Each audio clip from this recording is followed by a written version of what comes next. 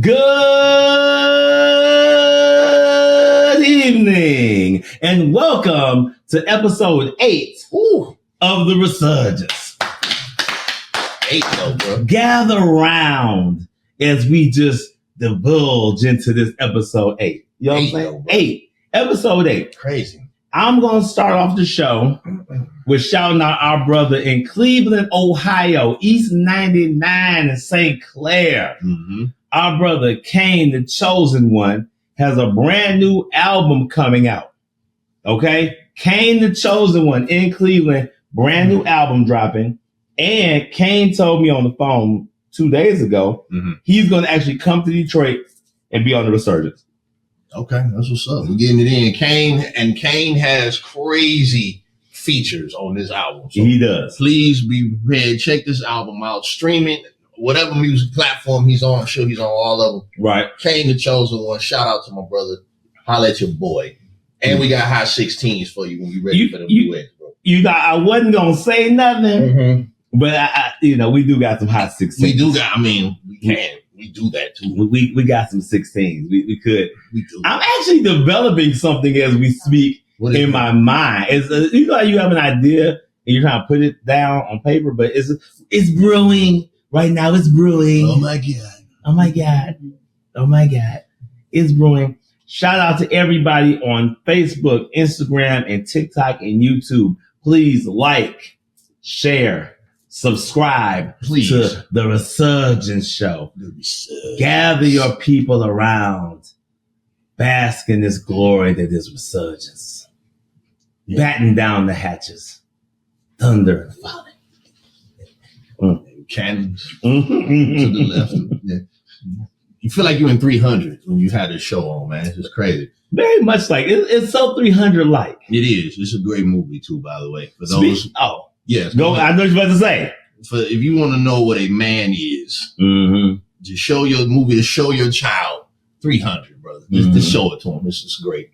Good stuff. Everybody that's watching right now, go tag all your friends to this live feed because it's about to go down, and we have an amazing guest today. I want everybody to go tag their friends on the live feed now. Gather around. See my fist is closing? Look at this. See, it's slow motion. Gather around. Also, what's the email again? One more time, sir. The Resurgence Show at yahoo.com. The Resurgence Show at yahoo.com. But and you know what's funny? You mentioned that. We actually did get some emails. We have actually a lot of emails. What?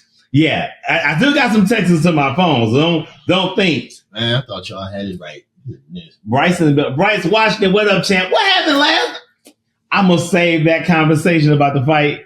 But yeah, just know that. This book here, whenever you see me bring out an official book like this, this is a symbol of hope. It's a Kryptonian book. It's the last book of Krypton. And the symbol of the House of El. Okay. It's how formal. That was very dramatic right there. My phone camera just said, I'm about to do what I want to do today, huh? That's pretty much. That little turn and go left. Did you get this from Eli? I wish. I wish I did, but I didn't. See how professional this is. Yeah. I don't know if I can do this tonight. My brother's sitting here. What am I doing? What am I doing? What am I doing? I'm totally into this right now. I'm right here. Okay. Everybody's tuning in. I wanted to get, okay, here we go. The people are joining in. Good morning. Hello. Good morning. Oh my God. Such a special show today. If you tuned in last week, which was crazy, just wait till tonight. Man. We have the distinct pleasure today of welcoming an amazing new guest on the show. And I have the distinct honor of doing his intro to bring him out. Well, there you go. See, I don't have the distinct honor of doing his intro. If that's what he wants. I didn't get the honor to do that. But I have something for you. I always have gifts. You do have gifts. Oh, stats. Oh. Coming to the stage. This is a moment. Ladies and gentlemen, prepare for glory. Our next guest is not only a phenomenal force on the basketball court, he is a phenomenal force in his daily routine and life. Uh-oh. This young man's exemplary dedication to the art of basketball, as well as his commitment to working with inner city youth and his resoluteness, we'll say, when working with children with autism, provides without any shadow of a doubt that he is a true champion and friend of the people. Come on. This young man has inherited his relentlessness, drive, skill, and unwavering dedication from his two loving parents. They have not only brought us in this champion, but two other champions in his lovely sisters. All right. Demonstrating that the Key family is truly unstoppable. Me and my brother have the distinct pleasure this evening to bring to you to the Resurgence none other than number 23, Mr. Chuck Key is in the building. Let's go. Let's go. What's up, brother? What an intro. Yeah, I try to do what I can do when I can do what I can do. Goodness gracious. I'm running for something. Yeah, you feel good over there. What an intro, man. Well, when I take out the Kryptonian book, it turns into a serious thing, you know. I appreciate you. I appreciate the intro. Man, I ain't never sounded so good in my life. So just to add a little bit more to that introduction, because I can't follow that. Mr. Key finished his college career, his collegiate college career, 14th in school history with 1,087 career points. Jesus. Ranked 17th in both block shots and field goals made. Come on. 15th in block shots average, 17th in minutes played, tied for 20th in games played, 23rd, ironic, in rebounds, and tied for 26th in games both started. Scored in double figures 55 times with 12 20-point games. Notched 5 double-doubles. I mean, what are we doing here? Y'all hear that? What are we doing here? Y'all hear that? Man. I mean, we on the NBA or we Resurgence. I don't know what's happening right now. Glory to God, glory to my teammates, my coaches, man, everybody that supported at that time. And I appreciate y'all for having me back. Like I said last week, y'all friendship is inspiring. You know, it's paramount, like the network that shows Yellowstone. That shows Yellowstone. You heard of that show? Yeah, I heard you have heard of that. But man, just following the blueprint of y'all, man, just that's friends. Black men, brothers, beautiful. Happy to be here. Let's get it rolling. You know we're crazy too, right? Yeah, I didn't know that. You know that? I mean, it's a thing. I try to, be calm sometimes. But then my brother just. I'm also calm. Me back in. You are calm, clearly. For now. Right. For now. Just a touch of crazy. Ain't nothing wrong with that. So, man, that was a beautiful intro, man. I appreciate y'all. For sure, man, for sure. I thought you were going to have something nice for you. Yeah. You know, it's so many interesting things because on this particular episode, people have emailed so many different questions because people are really intrigued and they want to know a lot. And I'm going to try my best to get each one of these questions answered. It's a lot. And it is a lot. But that's what we're going to go hardcore. Basically, I feel like Donahue back in the day or something. I feel like Phil Donahue or something kind of thing. You know what I'm saying? It's interesting that you said that also because I have some hot seat questions. Let's get it. I didn't want to do it. But they said it was all right. Yeah. Clearly, he hasn't watched the show that much. I'm here for it. Man. Okay. Yeah. Okay, let me see who's tuned in. Me swing this around. Oh, we got the people. What's happening? Banksy Tejada in the building. Bishop saying keep for president. You gotta love Bishop. I mean, hey, what's the deal? Right now, I would vote for Keith for president right now. I'm just saying, if we can make that happen. Right now, today, cast your ballots here. Today. Today. Please. Before January 20th. Please. Do something. Somebody do something. Right. He don't need a vice president. What up, though? Joella, what up, though? Bro, I don't even know where to start, man. First of all, it's a blessing to have you here on the Resurgence. Yes, sir.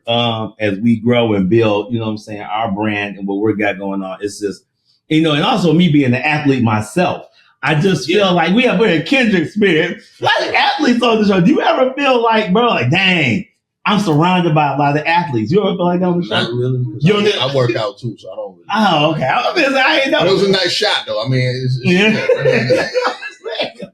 I mean, but it's stellar. Yeah, it is. It's crazy. Right. Show full of athletes. So many athletes. You've been playing for like how long? Years. I can't remember. Years. I can't even recall. So many. You know, that's actually why we got a late start today. Because he was on fourth field. I was in the game. He was at the. Did y'all see me out there doing my thing? Did y'all see me? Like, I was running the ball. Oh, it was great. But I'm here for the show. Yeah. I'm here. So we got a later start. Mm-hmm. Cut hair. Everything. Wait a minute. Yeah. Dang. Cattle wrestling. Everything. We'll get more. We're going to get all into that as the show progresses on. Now, our first question comes in. I'm straight off the internet right now. Cool. What first drew you to basketball, and when did you start playing? So I started playing basketball probably around the age of 5 or so. Wow. I grew up West Side. Okay. I mean, nobody's perfect. Right. It's okay. Sorry. It's okay. 7 Mile, Wyoming. I lived across the street from a recreation center called Tyndall. Mm-hmm. So, you know, they got football, basketball, every sport over there. And, you know, my parents always loved basketball. My mom played basketball in high school. Most people don't know that. I actually did not know that. Yeah. So, wow. So, and then naturally I was taller. So I just kind of gravitated towards, you know, basketball. I played football as well, but I was, you know, better at basketball. I like basketball more. Mm-hmm. So, you know, and then my dad, he loved basketball. And growing up, I just always wanted, you know, that strong connection with Pops, like all boys mostly do. Mm-hmm. So, me and my dad just started going across the street to Tyndall hooping, put a hoop in the backyard. It was a wrap from there. So, you know, that's really what got me into hooping, like just spending time with my dad, my parents, my homeboys in the neighborhood. I was one of the only people in the neighborhood with a rim, so everybody be like, "Man, we go to Chuck's backyard." Chuck's house. So you had we all going over there to hoop. Okay. Yeah. So that's really what it was, and then it's fashionable. You know what I'm saying? If you can hoop, you know you get the girls. We'll say that for that's coming. Hot seat question. All right, that's really what got me into it. So. Okay. What So starting at the young age of 5, you know, going across the street with your dad, getting that bonding, that mentorship, what would you say were your biggest influences or role models in basketball growing up once you got to that age? Man, so my favorite basketball player, like to model game after, was Carmelo Anthony. Because I was athletic, but I wasn't as athletic as like a LeBron. I wasn't as good of a shooter as like Kobe. But me and Carmelo had similar builds. I feel like we moved similarly. So, and then when I got to college and high school, I was playing in the post. I was doing a lot of posting up, moving around. So Carmelo plays similarly. So, you know, that's who I kind of gravitated towards. Then when I got in college, and I really started watching hoop for real, Paul Millsap. A lot of people don't know about Paul Millsap. Paul Millsap had work. If you ever really watched him play, and if you look at my highlights, look at Paul Millsap highlights, he's like same guy. Yeah. Okay. So I tried to be realistic with myself. Like a lot of people might be like, yeah, I tried to hoop like Kobe. Like, bro, come on, you're not nothing like him. Okay. So I just tried to like pad my game after people I felt like I was similar to in my attributes, like you know, good footwork, you know, good first step, mid range, stuff like that. So Carmelo, Paul Millsap, you know, I love Jerry Stackhouse. Okay. You know what I'm saying? So yeah, them type of guys, all like that. So okay. So and this is this more of you like in middle school, or now we're like thinking going into high school? Yeah, like middle school, going into high school. Yeah, that age range. When I was young, I just wanted to be like my pops, bro. Whatever my pops was doing on the court, and he was left-handed. So that's how I got good with my left. Like that's how I got good with both hands. My pops was left-handed. He was doing stuff I was trying to do. Sweet. So then I was able to like really work, you know, both hands. So that was an advantage as I got older. Okay. So moving in now, I'm gonna shout them out. I don't want to cause a riot. Cass Technical Zone. Chucky went. Rodney took off the equipment. Hold on. Cass Tech's on Chucky. Yeah. Give us a little bit of what that was like at Cass. I know it's everybody from King right now is probably going insane. Sick about it. King is like, oh my God. Okay. Oh, man. What was that experience like at Cass Tech? You know, what was that like? You know, we're hooping, things are happening. Man. You're in high school. Man, honestly, bro, it was beautiful. But going from 9th grade to when I graduated, man, it was definitely overwhelming at the start. Like, I went to a smaller middle school. So I went to a middle school that had about maybe 60 kids. Mm-hmm. So when I got to Cass, it was like a culture. It was a lot. You know what I'm saying? So it was different, man. I remember, you know, I'll tell this one real brief story. So I always been good at school just because both my parents was educators. It was always kind of just easy for me. But then when I got to Cass, you know, things got more difficult. And as a freshman, you trying to make friends, find your way, do all that. So, bro, my first quarter when I was at Cass, I'm thinking I'm doing good in school, but I'm caring, but I'm not. Like, I'm making friends. Mm-hmm. And so I had this algebra class, bro, and I'm great at math. But all of the code girls was in there, all of the football players was in there. We in there having a good time. We had a teacher, it was his first year at Cass, Mr. Collins. Shout out. And he wasn't really pressing nobody to try to do right. Like, that's the thing about Cass. Like, the teachers are on you. They want you to do good, but they not hounding you how you get hounded. Right? They ain't gonna hold your hand like you at middle school. Right. So, bro, I'm in algebra, man, singing, dancing in the back, having talent shows, talking to all the girls. Blah, blah, blah. So it's about October at this time.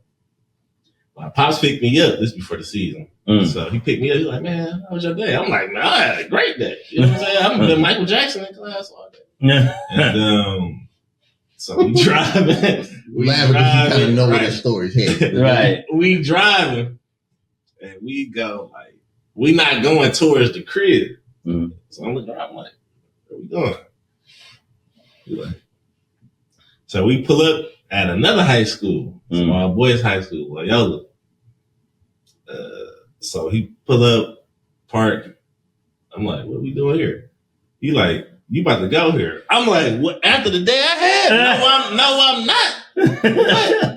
He pulled out the progress report that my teacher had emailed. Oh! No, you about to go here, bro. Cass too much for you. You got an F and L. I'm like, man. I had to look at her like, please, sir. Please let me stay. I'm having the time of my life. He's like, that's the problem. You not focused. Yes. Too many girls for you. You came from the top. You doing that. Bruh. I'm like, please, I beg of you, please let me stay. I'm gonna get it together. So we go in there and we take a little tour of Loyola. They were so happy to have me. They like, yeah, you gonna be on the basketball. They trying to draft you. Look out. I'm like, bro, I can't do this. That's all boys here. Disaster. So talk about that and letting me stay at Cass. Pull my grade up to drastically. Put my grade up to a B- C. The teacher desk was right here. I sat right here. You know what I'm saying? I stopped playing, but you know, it had to be in me to change that. You know what I'm saying? Because Cass can definitely be overwhelming. It's a lot of kids. It's a lot of fun. It's vibrant. But you know, you got to handle your business. Shout out to good parenting. Shout out to good parenting. Shout out to good parenting. Father Key. Shout out to good big parenting, bro. Man. Shout out to good parenting. And that's you know, big bro. It is for sure. Masonic brother. Yep. And then big bro at 30. You only 30. I'm only 30. All right. I'm only 30. You know how that works, right? It is crazy. But yeah, man, after that, you know, I just got real serious about school, real serious about my business. I had a great time at Cass, but I remained focused.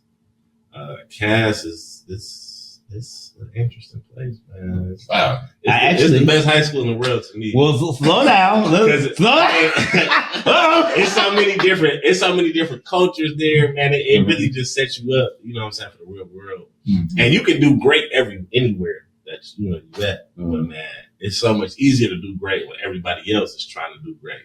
I also know a high school that was great like that in this time. Do you know one? I do know a high school that was stellar in education and athletics. Mm-hmm. It was stellar. It was stellar. It was on Morose. It was in '94. It's right off of Harper too. Yeah, right off the freeway. Right off the freeway. Such a stellar instance. I went there for a minute. You know, I may have stopped through. You know, it was interesting. Not at the same time though. No, nowhere near the same time. It was still open. Yeah, it was actually on the because that is crazy. That's crazy. I did. Because I went there from like 92 to 95, I think it was. Yeah. So and I was there way after that. Yeah, so you wasn't alive then. Nowhere nowhere near that. You know, somehow I managed to develop a friendship at that school that lasted a very long time. That's crazy. That is crazy, man. That's crazy. Probably wouldn't be doing this show if I hadn't gone to that school. You know Being what? real, it's just weird how that worked. Yeah. But staying on task, speaking of high school, I want to get into like the recruitment process for you. And why did you choose your college? What was that like? High school, okay, I need to go to college, obviously. Right. What was that recruitment process like for you? Man, the recruitment process was very interesting, man. But first and foremost, like, nobody in my family really got, like, nothing against my family, but nobody really got recruited to go anywhere. You know, most of my family members all went to the same college, Lane College, Jackson, Tennessee. Shout out to Lane. Come on. HBCU. So when I started getting recruited, it was just, like, different for my family. Mm-hmm. Like, the attention, letters to the house, calls, all that. Mm-hmm. I was getting a lot of, Division I attention from 9th grade all the way through, honestly. So it was different, bro. Like getting all these calls from these different coaches, trying to get to know them trying to get to know my family. And my family, like, we cool, but we like really more so on like the private to ourselves side. So people trying to come over, people calling all, you know what I'm saying? It just was different for us. But it really came down to a couple different schools: Tennessee State, FAMU, Ferris State, Grand Valley, Wayne State. One more school. I had interest from the University of New Orleans, but something happened at the time that just ain't sit right with me, so I just moved on from them. I had an offer from FAMU, Division I school, HBCU. My pops really wanted me to go to HBCU because he was like, "Man, HBCU gonna make you a man." Da, da, da, da. I'm like, it does. We're huge supporters of Wilberforce University. Shout out to the Woo. So my dad really was like, HBCU or nothing really. Like he started sending my tapes out to like Texas Southern, Texas. So he was like, "You got an offer from an HBCU? That's where you going." So, and then this was like March, April, getting towards May, and when you play basketball, you got to get the ball rolling because school's starting in August. So you got to, know where you're going. Right. So I'm like, man, I'm going to just commit to FAMU, see how I go. Coaches got fired. The same month, like I was about to commit. So I'm like, hey, what I'm going to do? So at this point, all the D1's dreams is over. It's like, bro, you ain't doing that no more. So I had Ferris State. I had Wayne State. You know something about Ferris, don't you? Shout out to Ferris, because that was my first university. All right. So Ferris State and Wayne State, they in the same conference. So you play each other, similar. I wouldn't say similar demographics. I guess similar demographics.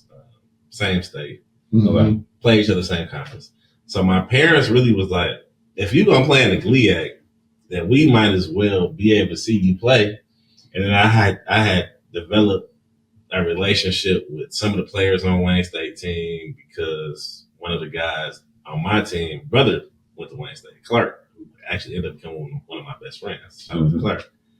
So I was just like, man, well, I guess I'm just going to Wayne. Okay. So that's kind of how it happened.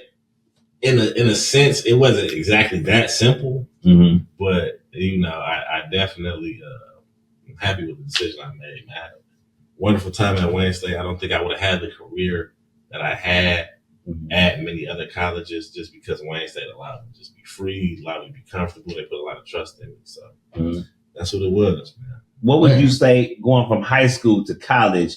What's like the greatest adjustment? Because me and you have talked before. So you told me about like the 3-a-day practice and the workout routine and the diet. And so, we've chopped up about that before. What would you say is the greatest adjustment from high school athlete to collegiate athlete?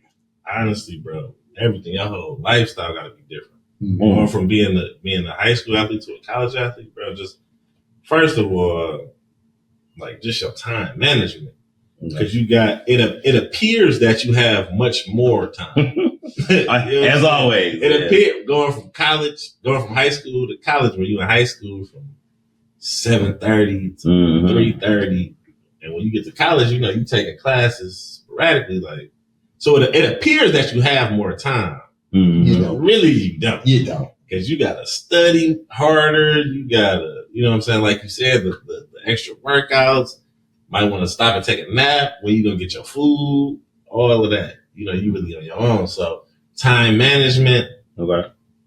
And just, bro, the workouts. When I came from high school to college, bro, the workouts that we was doing in high school was, man, my college coach like to call them people might not know who this is, but the Jane Fonda workout. Wow. My high school coach used to be like, man, my college coach was like, man, y'all was doing the Jane Fondas. When you get to college, you start really, bro, when I got to college to my sophomore year, I had gained 30 pounds of muscle. Wow. So yeah. Like, that tells you what it is right there. So, bro, really just the workouts, the study time management, man, practice was difficult, bro. You're talking about practice. I'm talking about practice. Not the game. Not the game. Not the game. Practice, bro. Practice was difficult. Because you 18, you coming from high school to college, you think you about to go in with your same practice routines that you had in high school. It's completely different, bro. You getting beat up, you get knocked on the ground. Ain't no referees in practice. Your coaches is on you like, man, you soft. You don't go hard enough. You ain't nothing about you. So it's a mental adjustment too, to go from high school, being good in high school, to go to college and you back at the bottom of the totem pole. Wow. To build yourself up. So, bro, it just all of that, man. So, toughest adjustment, definitely just time management, bro. The workouts, just several workouts a day and practice. Okay. Dealing with trying to create a social life for yourself, because everybody want to have fun. Everybody want to be in tune with what's going on at your university, especially if you're an athlete, because you kind of like, I wouldn't say popular, but you like a figure. People going to the games, they seeing you, then they seeing you in class, So it was definitely all of that, bro. It's like a complete lifestyle adjustment. And that's the message to, like, young cats out here talking about, I'm gonna play ball, but they ain't doing no kind of formal basketball. They just outside. Like, I'm like, yeah, when you gonna get formally into it? Because it does say it's work, it's dedication. It's not just, I'm gonna watch something on TV and do it. I mean, emulate. You got to put the work in. Yeah, for sure. So, man, when I got to college, my college coach was cutting into me and all the other freshmen. Like, man, y'all don't know nothing about basketball. Y'all been watching Steph Curry and LeBron too much. Go watch other college basketball players. When I got to Wayne State, I had never watched a Wayne State basketball game before I got there. Oh, wow. So I'm like, my first game, I'm like, I wonder how this is going to be. I've been watching the NBA all this long. It was nothing like the NBA. Okay. Yeah. I would say it's even more competitive because we trying to get to where they at. Yeah. College ball is a whole different game. College basketball, bro. Any young hooper, I ain't gonna say don't watch the NBA because it's entertainment, but watch college. Watch where you trying to get to. See how hard they doing, see what they doing, learn their schemes, what's going on with that, because that's what's gonna help you get there. Watching the NBA is entertainment. So let me ask you this too, because now, and I was gonna wait because we got tons of questions. Yeah, right. This ain't a hot seat question, so relax. We good for now. But like what you just said was very interesting, that when you get into college and you watch the NBA for so long, and then you get in and you find out that it's nothing like you thought it was. So what would be your message to the youth as far as what's necessary to get there. So, like he said, you get I hoop. Where you hoop at? Oh, the thing across the street. How often you hoop for? About an hour. What position you play? I don't know. It's a very specified thing. So how would you, to a young cat right now that's watching, what would you say would be the breakdown? You could do like 5 things that would be a breakdown for a successful school to college to possible NBA transition. Okay. Number 1, start watching more college basketball. You know what I'm saying? I don't care who it is. I don't care if it's Division 2, Division 1. Start watching more college basketball. Number 1. Number 2, stop listening to your family. You know what I'm saying? When you get the ball, shoot.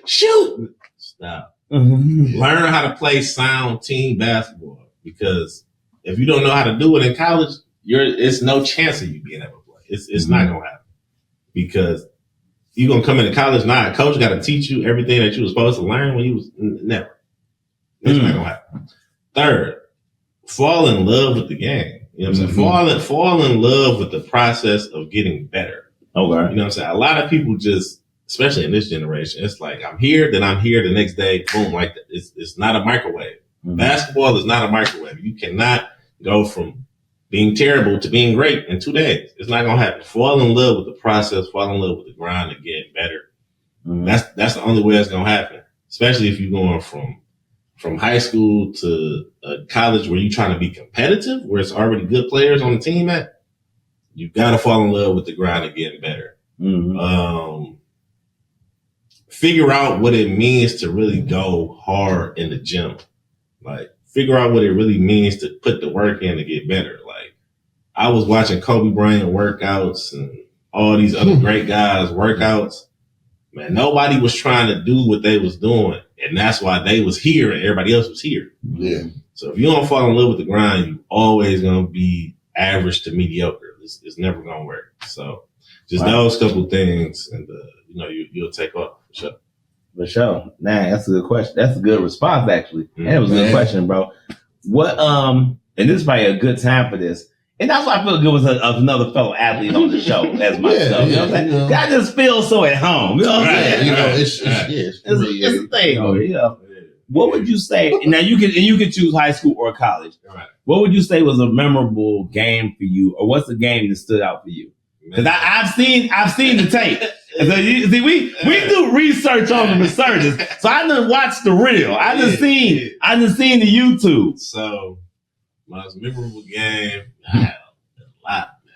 But the most memorable game for me will probably be my junior year. That was like what people would call my breakout year. That was the year I was first team on conference for the first time. Okay. I was coming off a subpar sophomore year. I was okay. I averaged like 7 points. But my junior year was like my breakout year. So this game was like after Thanksgiving.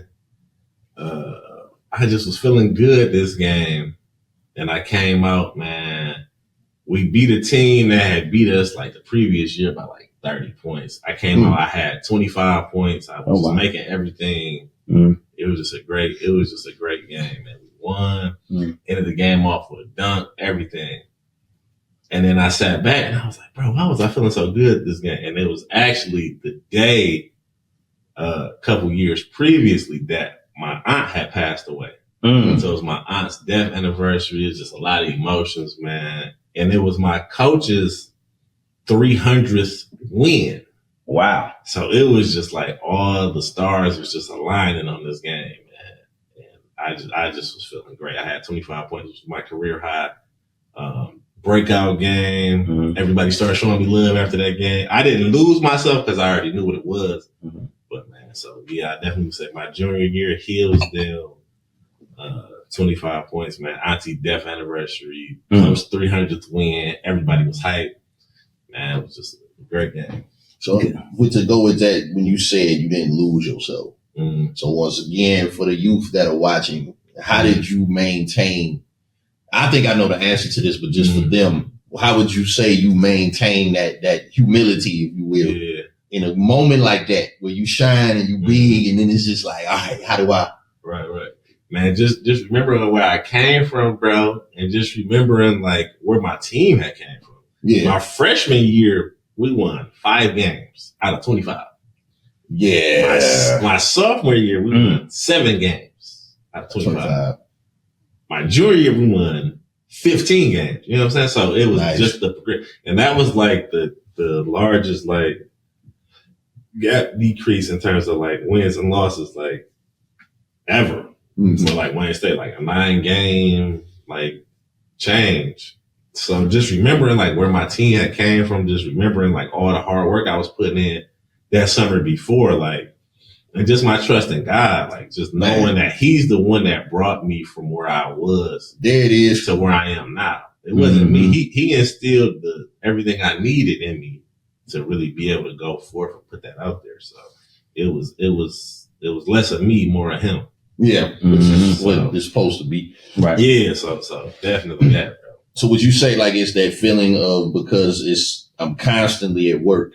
I don't have time to celebrate as long because it's still a job to do. Yeah, for sure. Yeah. Like Coach said, job's not finished, man. Like just definitely knowing like I'm here now, but it's somebody behind me working just as hard to try to get to where I'm at. Yeah. And I still got to keep going, bro, because after you become that focal point, that's when people start focusing in on you. So, like, bro, after that game, I start seeing double teams. I start seeing people in the crowd start talking crazy. I'm like, how y'all even know me? Like, everybody asks to be here, but can they deal with what comes with being here? You know what I'm saying? So that was really it, man. It's spiritual, really. Yeah. Because there's actually a painting in Chicago. I can't remember the name of the museum. And shout out to my cousins. They're also hoopers. Charles Harris, y'all got the same first name. It's interesting. Man. Charles Harris and Arrington Harris. You're right. Arrington Harris. I have hoopers in the family. Right. I'm surrounded by hoopers. Right. Charles, man. Yeah. He was a dog. Yeah. There's a portrait in Chicago. And I don't have it's on my phone, but it's a million of trips ago. And I guess they'll have license for it to have it just on. I just search for it. There's a portrait of where you have, and I want to get, both, what do y'all think about this?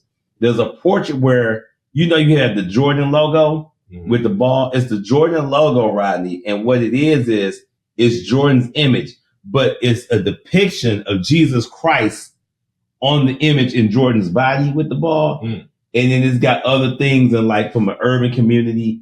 So I stood there and I looked at it, because that's what you have to do with fine art.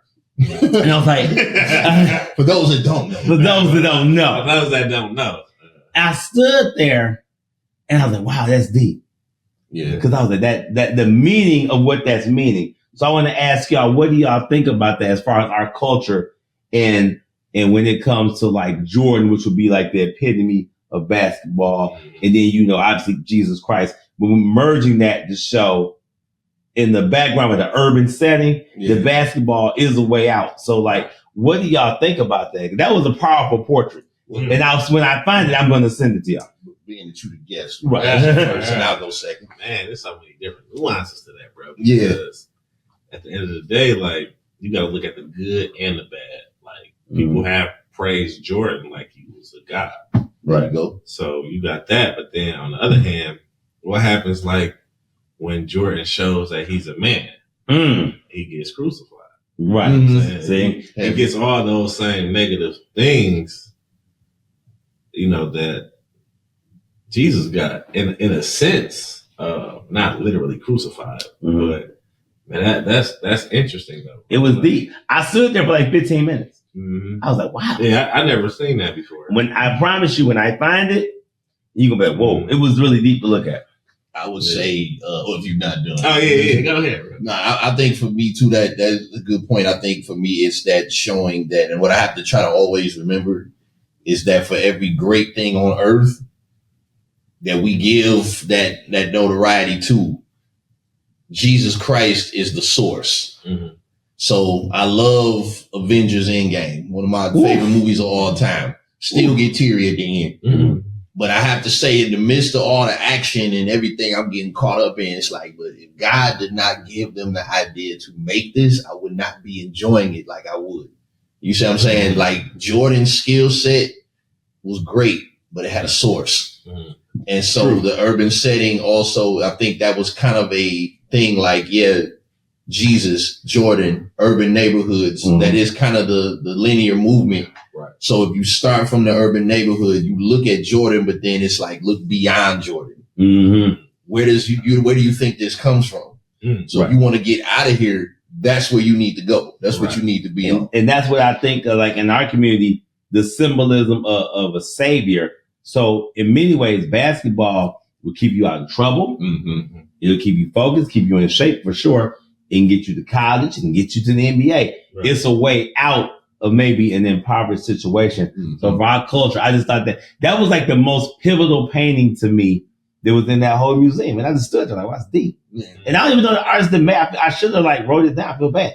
The artist that made. If y'all know, if you're in Chicago and you know who made that portrait, let me know. Call into the Resurgence 313-312-0398 or email it to me at The Resurgence Show at yahoo.com. At yahoo.com. At yahoo.com. Not Vito's phone. Not my phone, bro. We do this every week, y'all. Come on, man. Right. We got Chuck Key in the building right now. Yeah. We going in. We're talking about everything under the sun. We're just really getting warmed up. Yeah. Speaking of academics and what your father did for you to keep you on the straight and narrow. Yes, sir. What would you say? How did you deal with the academic demands of being a college athlete and being in that limelight and trying to maintain the correct GPA? Aside from the Loyola visit. aside from almost being up out of this joint.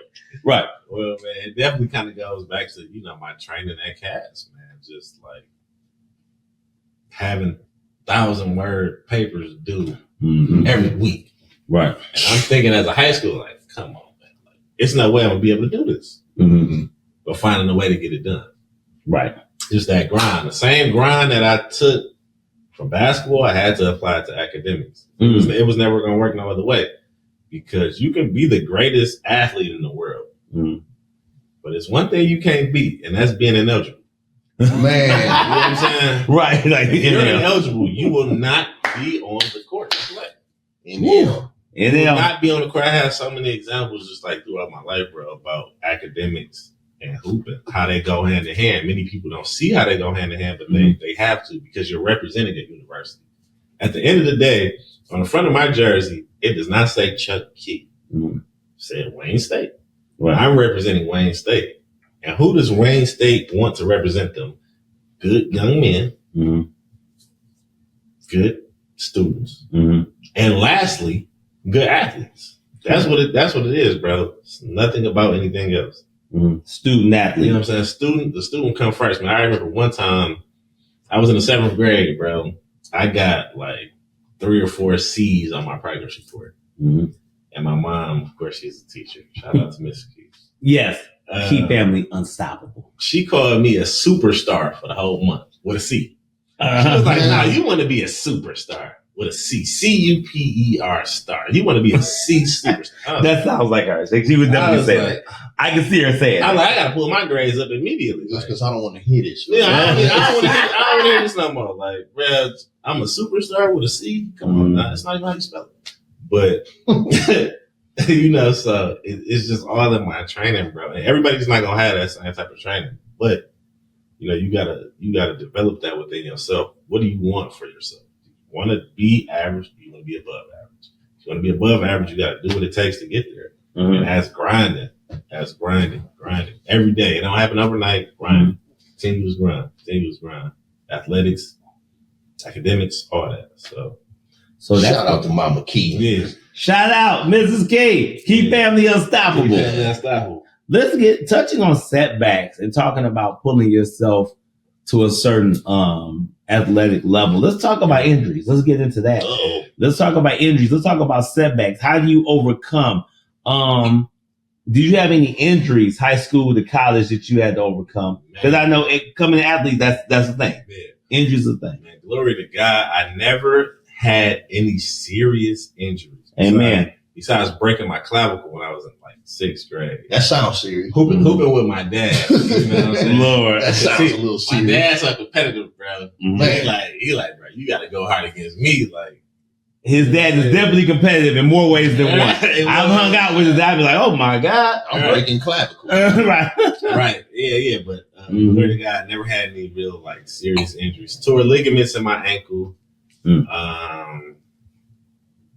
That was kind of difficult to come back from, but that happened in the summertime. So I had the whole summer to recuperate from that.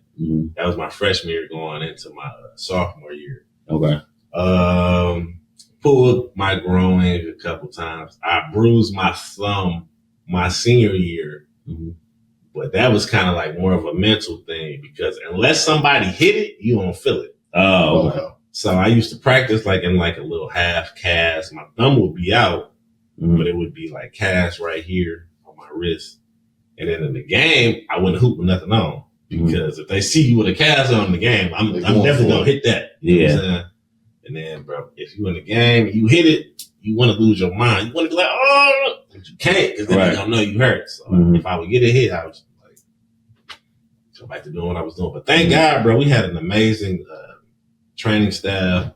Never really had any serious injuries, but that goes back to like taking care of your body, bro. Like how I was working out, how I was eating. In college, I wasn't eating no fried food. Kind of like me now. Yeah. You know what I'm saying? Training hard. I wasn't turning up for real, except for like on the weekends. Right. But I was taking care of my body, so my body could take care of me back. Because right now you're actually a vegetarian. A lot of people don't know. Yeah. Right now I'm a vegetarian. I don't know that. No one knows. I've been vegetarian since January, bro. Just so many, just great benefits from it. Yeah, man. Lost a lot of weight. Better sleep, better everything. So better digestive system. Everything. How many hours of sleep would you say is required for that type of thing? How many hours of sleep? I know the answer to this, but I just want to. How many hours of sleep for like being training seriously? Or just not even just living. Possibly. Just living. Bro, you need at least you need 5 hours of sleep to not be like chronically fatigued. Right. So I would say about like 6.5, 7 hours. 6.5 to 7 hours. Isn't that crazy? That is crazy, bro. That's real crazy. I know some people that don't sleep. Yeah, me too. That don't sleep. and you sit there and you worry like, how are y'all functioning, dog? That's crazy. You know, and you be like, bruh. Who not sleeping out here? I mean, people just living. It's A wild. lot of people that don't sleep, bro. I work with a lot of people that don't sleep. Do you? Yeah. That's so crazy. They literally don't sleep. Yeah. And you like, bruh. I be worried. How? You know, sleep. Sometimes you might think a person's not getting enough sleep, but maybe they are getting. But you know, it depends. But are they getting 5 to 6 hours? I don't know if you're getting 5 to 6 hours. I mean, I get it. You don't want to miss nothing. There's a lot going on. All right. It's a lot. Every athlete I've ever talked to, professional, college athlete, every athlete I've ever talked to, I always ask them, what do they miss about their time in that particular aspect of the game? And a lot of times, even pro athletes will tell me they miss the huddle. You know what I'm saying? They miss the camaraderie. Yeah, that's interesting. What do they say it's not so much the parties, not so much the glitz, the glamour of it, but they're like, I miss being with my team in the huddle, being in the trenches. Right. What would you say that you miss most about being at the college level, being at that high intensity? What would you say that you miss most about that? Bro, that's exactly that, bro. Wow. It's exactly that. I miss being a part of something that's bigger than me. I miss my teammates being able to count on me. I miss just that camaraderie, bro, with a common goal to better ourselves for each other. Right. You know what I'm saying? So it's exactly that, bro. It's like, it's the closest thing that I would, say possibly like being in a fraternity. Just that camaraderie, bro. Just being able to count on the man next to you because you know the work he put in. Like, I know he got my back because I already know what we go through on the day. all of that, bro. So being a part of a team is definitely what I miss the most about college. Just that hard work next to your brothers, man, just grinding, knowing he got your back, knowing this man next to me want to see me succeed, and I want to see him succeed. So that's definitely it, bro. What endeavors, as far as now, are you involved in any basketball endeavors now? What do you do to stay in shape? Also, we know you're a vegetarian, but what do you do as far as like sports now with basketball? Any coaching? Any advisory things? Definitely a lot of advisory things. I won't say with who. Okay. A lot. We don't want to put that. Right. Like, he can't give you that. Man, a lot of advising, a lot of people coming to me for a lot of different ideas, a lot of different things. I also do sports radio broadcasting for Wayne State basketball now. Nice. I'm a color commentator. Okay. So, I'm the Reggie Miller Come on. Wayne State basketball. I really enjoy that. That's my favorite job I've ever had in my life. You know what I'm saying? Just being able to go on, talk hoops with them, just see how the other kids that was in my shoes are progressing. Yeah. You know what I'm saying? I get to watch the new 23 now. You know Right. and I get to talk to him and steal wisdom in him. So all of that. So that was a question I wanted to ask because, watching Michigan's season this year. Bruises ain't not a fan. You like you have those teams that you get it in with the huddle, and you have that core group, and then as you guys move on, the next group comes in, and now they representing. So because you do the talk radio thing, you kind of have to stay a little bit neutral and unbiased to it, but you still. That's your team. So do you ever call the players, or if you can tell me this, do you reach out to these players like, hey, listen, man, you need to tighten up on this, dog. Is it cool for the athletes that have moved on to reach out to the new ones during a struggling season and say, hey, you should do this or do that? Is that happening? Is that a thing? I mean, in some places and some, it could be a thing. I don't.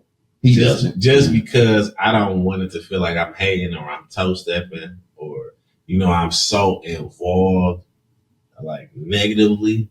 Yeah. Because, when you hooping, when you going through the grind, it's like, bro, you ain't got nothing constructive to say. Don't even come my way with what you talking about. So if I'm ever talking to the young guys, it's always encouraging. It's always. It has to be. It's always encouraging. I love what you're doing, bro. Keep going hard. Keep whatever you're doing. Great. I'm encouraging. They already got their coaches to tell them, what they're not doing right. Well, they should. Or they don't, maybe. You know what I'm saying? They should. Maybe their head coach just sits on the sideline as their team goes down the tubes and shows no emotion whatsoever. Every game. Right. And we got a rivalry game. I'm sorry. Go ahead. Blacked out for a second. Right. So you know what I'm saying? If I'm ever coming at them with anything, bro, it's always 100% encouragement. Yeah. Encouragement. I'm proud of you. Keep going hard. Keep doing what you're doing. If they ever came to me and was like, bro, what can I be doing better? I gotta, I got you. I can break down film. Right. I don't even got to break down film. I can just go based off memory. Remember in the game when you did, because that's how my brain works. When I see something happening in basketball, I already know what's going on. I know what you should be doing. I know what you thought you were seeing. I know what you did wrong. I know what you could have did better. Everything. So if they came to me, if they opened that door for me, I would run through it. Yeah. But if they don't, then I'm just here for encouragement. I'm here to show my love and support for Wayne State, for these young black men that are on the team. And the whole team, not even just young black men. All right. But you get what I'm saying. Yeah. Right. I'm here for y'all. You know what I'm saying? So that's what it is with me. For the people. Yeah. So another question is the rivalry games. This is where it goes down. Yeah. Listen, it is that's a whole other animal in sports. Like there's so many things that I'm gonna touch on in the hot seat questions, but who are Wayne State's direct rivals? Because I'm not from. I know Ferris because I went to Ferris. Shout out to the Bulldogs, the first Bulldogs. Who are the rivals, the direct rivals of Wayne State? Man, so Ferris, I never beat Ferris my whole time at Wayne State. Actually, my senior year, Ferris State won the national championship. And people was going back like, bro, remember when you was siding against Ferris at Wayne State? Like, don't you feel like you should have went to Ferris? And then I'm like, no. Because I wouldn't have had the same camaraderie with my brothers. I wouldn't have had the same career. Yeah. Man, the national championship would have been nice. But, right. You know what I'm saying? Definitely Ferris State, Grand Valley. We have battles with Grand Valley. Okay. Yeah. Battles with Grand Valley. So I would say Ferris State, Grand Valley are our main rivals. Up in the UP, you know, they got Northern Michigan, Michigan Tech. We ain't really, you know, we got up for those games, but I wouldn't really consider them a rival. Really, Ferris State. That's where the rubber really met the road. Ferris State, Grand Valley, like them was the ones. So when you so now to go into your actual regimen of practicing, when it comes to the rivalry game, it could be like the second or third game in your season. Sure. So what was your mental process for the turn up for that game in particular? It's like, I score on average 25. But in this rivalry game, I got to set it for like 40 or 50. Like, I got to kill these people. And that's just me. You know, so what was the preparation for that? Man, honestly, bro, I prepare for every game pretty similarly. But just talking to my coaches and teammates, as they would get more excited, you get more excited throughout the week. Okay. Because, you know, you play two games. You play a game Thursday and Saturday in the league. So that Thursday game, you like, if that's your rivalry game, then about Tuesday, towards the end of practice, you cranking up. Yeah. Wednesday, you like in full mode. Right. You watch a film on the last time you played them. If y'all lost, you extra mad about that. You know what I'm saying? So you just getting in mode. All week. And just gearing up for battle, really. That's really what it is. Like 300. Like, man, you really gearing up. You gearing up for battle. You see? So, yeah, like the rivalries, man, you just, based off of the past, you watch an old film, old feelings, like whatever, somebody said something slick to you last game, so I'm remembering that, you're like, okay, yeah, when I see him, I'm bringing extra drama, all that. So, you know, just really, really geeking yourself up. Because if you're a college athlete, bro, and you need somebody else to hype you up to go hoop, it's not gonna work. It ain't gonna do it. It ain't gonna happen. If you are a serious athlete, college athlete, getting paid to go to school, and you need somebody else to try to hype you up to get you ready to, it ain't for you. Does anybody want any water? Since we're water, is that what it is? This is actually water in here. Yeah, I'm good, man. You good? I'm pretty hydrated. I have some Kool-Aid. Okay. I'm just checking. You know, we want on the Resurgence, we make sure that you are definitely well fed. You have enough water and libations to make sure that you're good. Yeah. If you could, water. You know, focusing on college athletics, if there was one thing that you could change about college basketball, what would that be? One thing I could change about college basketball right now?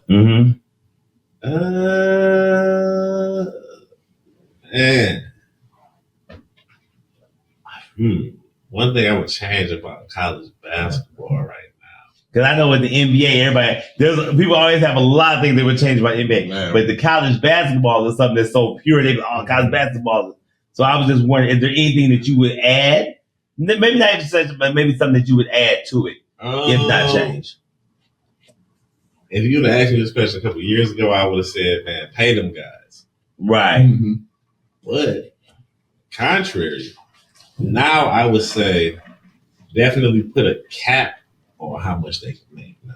Okay. I would say put a cap on how much they can make from the NIL bags. Because a lot of them, they giving them these bags and they getting money to do what they doing, but they don't understand taxes.